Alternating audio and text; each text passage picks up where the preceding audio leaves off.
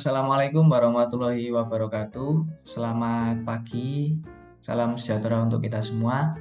Kali ini saya akan mempresentasikan proyek untuk ujian tengah semester untuk mata kuliah pemahaman peserta didik dan pembelajarannya dengan judul modifikasi modul. Baik, selanjutnya sekilas perkenalan diri saya. Perkenalkan, nama saya Ahmad Ali Fikri dengan NIM 2023206301130009. Saya berada di kelas Matematika 2 dan saya ditempatkan untuk PPL-nya di SMP Negeri 16 Malang dalam program PPG Prajabatan Gelombang 1 tahun 2024. Jadi pada presentasi kali ini saya akan menjelaskan bagaimana saya memodifikasi modul yang diberikan oleh guru pamong saya, yaitu di SMP 16, yang mana modul tersebut dalam bidang studi matematika dengan judul topik bentuk aljabar. Sebelum ke modifikasinya, terlebih dahulu saya akan menjelaskan tentang latar belakang modifikasi. Jadi modul ajar merupakan implementasi dari alur tujuan pembelajaran yang dikembangkan dari capaian pembelajaran dengan profil pelajar Pancasila sebagai sasaran.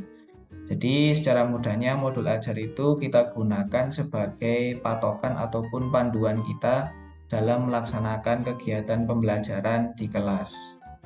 Nah, modifikasi modul ajar itu tentunya suatu hal yang penting dilakukan dalam membuat suatu modul pembelajaran, karena tentunya kita memerlukan upgrade ataupun perbaikan-perbaikan dari setiap modul pembelajaran yang kita buat selanjutnya, seperti itu. Jadi modifikasi modul ajar itu diperlukan sebagai wujud dari penyesuaian terhadap lingkungan belajar peserta didik berdasarkan hasil evaluasi dari pembelajaran yang telah dilakukan. Baik, selanjutnya langsung saja kita pada aspek yang dimodifikasi. Untuk aspek yang dimodifikasi, yang pertama adalah pada bagian tujuan pembelajaran. Jadi pada modul yang diberikan oleh guru pamong, di sana hanya disajikan dalam bentuk tujuan pembelajaran saja. Sedangkan untuk modifikasi dari saya, yaitu saya menambahkan pada bagian indikator pencapaian tujuan pembelajaran, yang mana juga terdiri dari 2 poin. Nah, indikator ini menunjukkan sebagai patokan kita bahwa apakah peserta didik sudah memenuhi atau sudah menguasai tujuan pembelajaran yang sudah kita tentukan sebelumnya.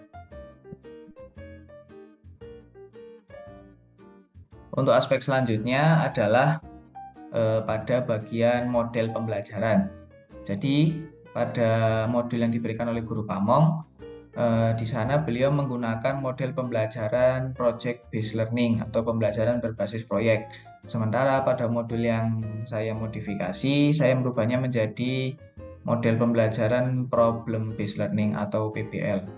Hal ini saya lakukan karena menurut saya model pembelajaran PBL ini lebih efektif dan lebih simpel untuk dilakukan di kelas. Dan juga perhatian peserta didik saat melaksanakan pembelajaran dengan problem based learning juga lebih tertuju kepada pembelajaran yang dilakukan. Jadi peserta didik itu bisa dianggap lebih aktif, seperti itu, lebih aktif dalam turut serta ataupun mencari tahu tentang topik yang sedang diajarkan oleh guru di kelas. Jadi mereka terlibat aktif dalam kegiatan pembelajaran.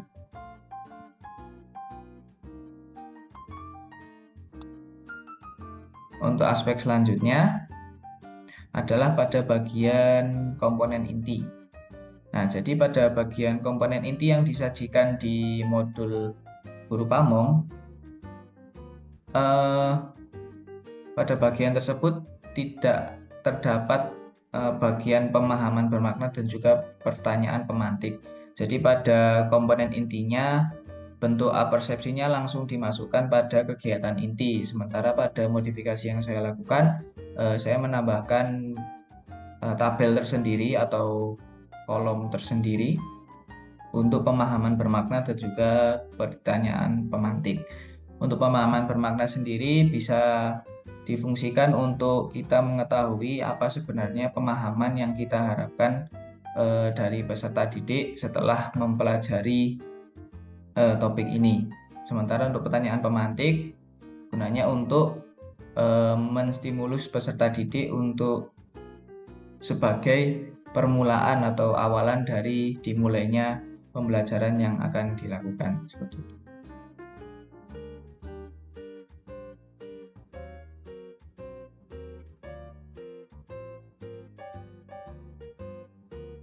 Untuk aspek selanjutnya atau yang terakhir adalah refleksi.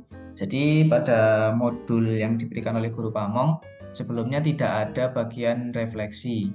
Nah, sementara untuk modul yang saya modifikasi ini saya tambahkan untuk bagian refleksinya, yaitu terdiri dari dua, ada refleksi dari guru dan juga ada refleksi dari peserta didik. Nah, untuk refleksi dari guru ini bisa jadi dari guru Pamong atau bisa jadi dari guru rekan kita sesama pengajar. Sementara untuk refleksi peserta didik tentunya berasal dari pendapat ataupun pengalaman yang disampaikan selama pembelajaran oleh peserta didik. Nah, untuk refleksi ini tentunya sangat berguna bagi kita para pendidik karena sebagai bahan evaluasi kita untuk perbaikan pada modul selanjutnya. Jadi kita tahu bagian mana yang harus ditambahkan, bagian mana yang harus masih bisa dipertahankan, dan bagian mana yang sebaiknya tidak digunakan lagi di pembelajaran selanjutnya. Jadi menurut saya bagian refleksi ini cukup penting disertakan dalam pembuatan modul ajar. Jadi sekian presentasi dari saya. Untuk kurang lebihnya mohon maaf. Saya akhiri, semoga bermanfaat. Wassalamualaikum warahmatullahi wabarakatuh. Selamat pagi.